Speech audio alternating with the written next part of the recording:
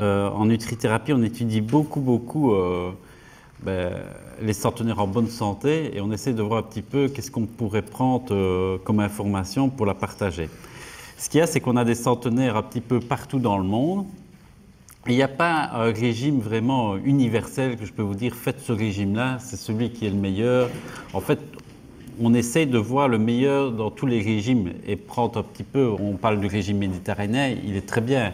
Mais il y a des choses qui sont dans le régime d'Okinawa qui sont encore mieux. Mais à Okinawa, par exemple, ils ne connaissent pas le vin rouge, c'est dommage. Ils prennent plutôt du saké, mais le saké, c'est moins bien que le vin rouge, vous voyez.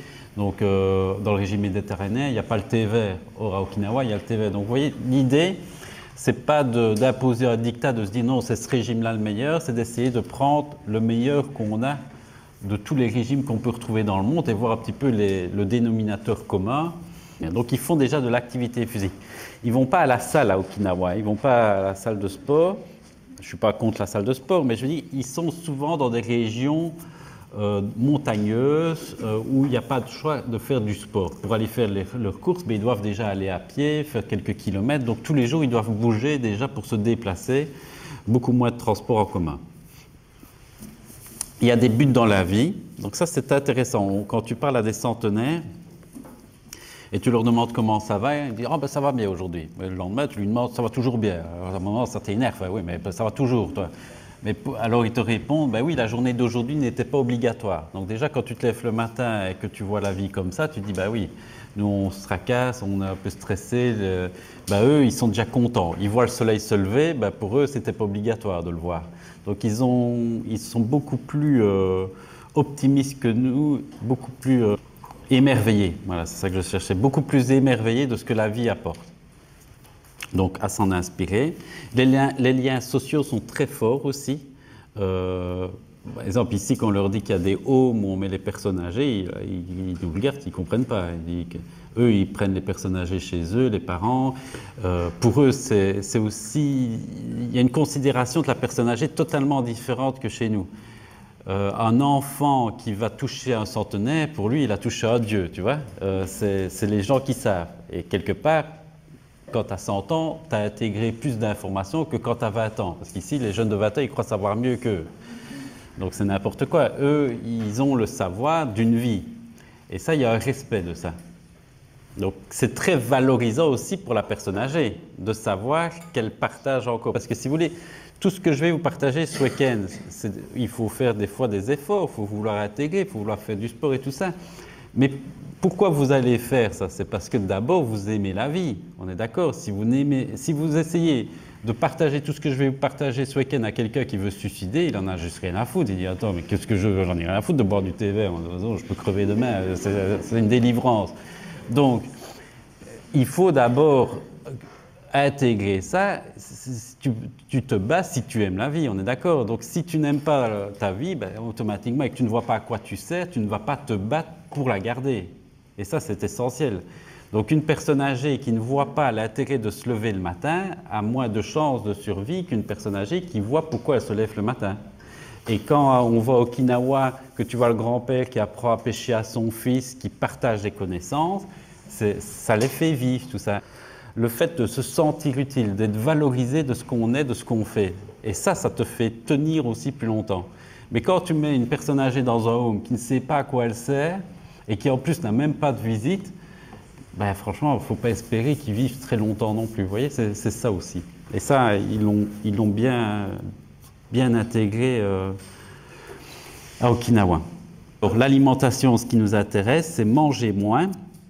Donc, ce n'est pas en mangeant plus qu'on va vivre plus longtemps. On mange de trop à l'heure actuelle. Ça va? On mange 3, 4 fois par jour, certains 5 fois. On mange trop par rapport à ce qu'on dépense. Donc, on a plus de chances déjà de vivre plus longtemps en mangeant un peu moins. Mais pas des produits light, pas des produits hypocaloriques, vous doutez, mais moins de calories, mais plus de nutriments.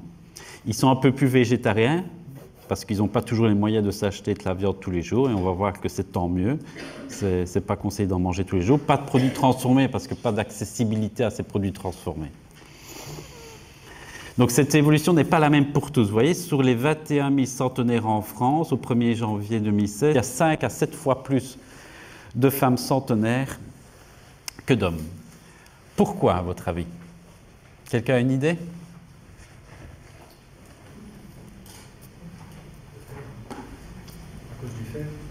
Oui, très bien. Donc, c'est une des réponses. Monsieur dit à cause du fer. En fait, mesdames, vous avez la chance, c'est une chance, d'avoir vos règles. Parce que nous, on ne les a pas. Et donc, on ne perd pas de fer. Donc, le fait de perdre du fer pendant vos menstruations, on va en parler ce week-end, évite que vous oxydiez de trop. Trop peu de fer, c'est pas bon non plus. C'est pour ça que la femme devrait manger un peu plus de viande rouge que l'homme, puisque nous, comme on ne perd pas de sang, on ne perd pas de fer, ce fer se recycle tout le temps, donc nous, la viande rouge n'a aucun intérêt. Mais par contre, pour la femme, et c'est ça le comble, c'est que celui qui en mange le plus, c'est celui qui n'en a pas besoin, c'est l'homme. Et t'as l'homme qui pique encore le morceau de sa femme à table, alors que ça devrait être l'inverse. Donc, en effet, le vieillissement, on va en parler, je vais vous expliquer comment on vieillit, mais je veux dire, une des premières raisons, c'est que la différence entre les hommes et les femmes, c'est notamment au niveau hormonal. Les femmes ont leur menstruation, une moins forte accumulation de fer. Vous pouvez regarder votre ferritine, c'est votre réserve de fer dans la prise de sang, et vous serez peut-être en 30, 40, 50, et vous regarderez la ferritine de monsieur. Et lui, il sera peut-être à 250, 300. Et bien à partir de 250, 300 de ferritine, on augmente par 2 son risque de faire une maladie cardiovasculaire. La femme aussi mange mieux, d'une manière générale. Elle mange plus de légumes, plus de végétaux. Il y a beaucoup plus de cancers colorectaux chez l'homme que chez la femme. C'est aussi pour ça. Ici, une petite vidéo sur justement Okinawa et leur secret de longévité. 2 minutes. Mangez moins. Votre corps utilise plus efficacement l'énergie que vous lui fournissez. Donc, vous avez plus d'énergie que jamais. Vos cellules fabriquent plus de transporteurs de glucose, vos intestins absorbent de l'énergie plus efficacement, votre cerveau et votre cœur utilisent des cétones en plus du glucose. Chaque partie de votre corps devient plus performante. Vous avez peut-être vu ces expériences où un rat de laboratoire gambade dans sa cage, joue et s'amuse. Alors que les autres rats, qui mangent normalement, sont gros, gras et sur le point de mourir. Je suis comme ce rat de laboratoire. Je cours dans tous les sens toute la journée, je m'amuse comme un fou et je suis plus en forme qu'avant. J'ai presque 60 ans et j'ai plus d'énergie que lorsque j'en avais 30. La quantité de nourriture dont nous avons besoin est différente pour chaque individu.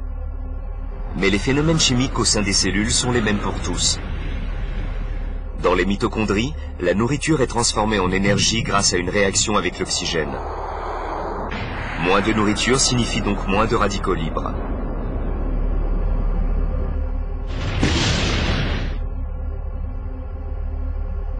Manger moins ou même jeûner augmente la longévité.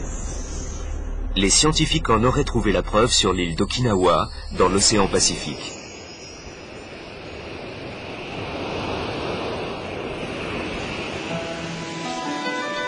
Les habitants de cette île appartenant au Japon vivent exceptionnellement vieux. C'est là-bas qu'on trouve le plus de centenaires au monde. Mais les seigneurs d'Okinawa sont aussi en forme et robustes. Lorsqu'on les a examinés, on a remarqué qu'ils étaient tous légèrement sous-alimentés, mais en bonne santé. Pour les scientifiques, la principale raison de leur longévité se trouve dans leur alimentation. Les habitants d'Okinawa se nourrissent principalement de légumes frais, de fucus et de poissons. Des aliments qui contiennent beaucoup de nutriments essentiels, mais assez peu de calories.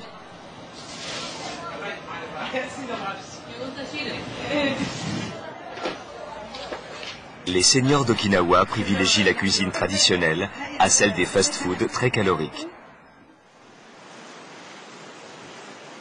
De plus, même les habitants les plus âgés de l'île font de l'exercice chaque jour. Beaucoup vont encore à la pêche. Même les centenaires se maintiennent en forme en faisant de la gymnastique.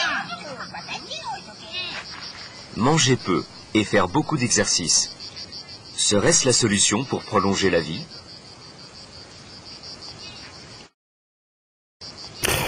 Oui, donc là, vous avez déjà une piste d'une solution justement pour augmenter notre espérance de vie.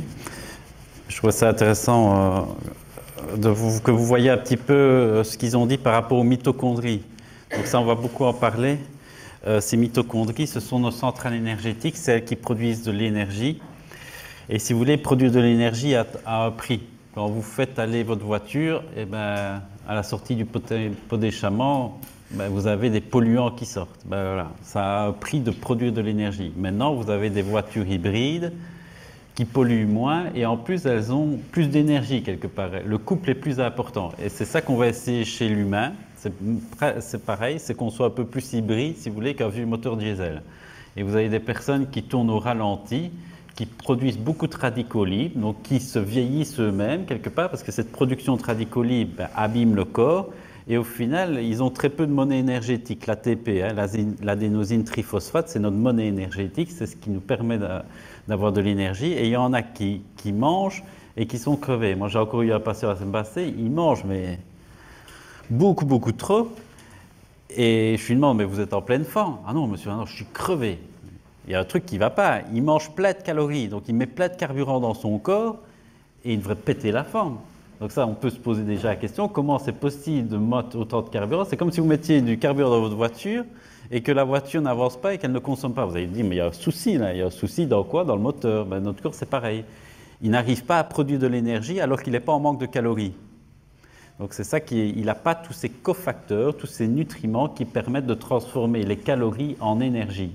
Et tous ces minéraux, magnésium notamment, les vitamines du groupe B, la CoQ10, ce sont toutes des choses qui sont déficitaires chez la majorité des personnes. Et alors ils mangent des calories, mais ils n'en font pas de l'énergie. Et l'idée, c'est de manger moins de calories pour produire plus d'énergie. Et c'est ce que les voitures modernes essaient de faire, c'est consommer moins pour avoir plus d'énergie. Moi j'ai une voiture hybride, j'ai jamais eu une voiture aussi agréable à conduire. Elle a un couple que j'ai jamais eu dans les autres voitures et j'ai jamais consommé aussi peu. Vous voyez, donc c'est ça qui est intéressant. Donc retenez ça parce qu'on va beaucoup en parler ce week-end de cet intérêt de bien nourrir nos mitochondries. Et si on nourrit bien nos mitochondries, ben, au final, on en a dans toutes nos cellules. On fonctionne mieux.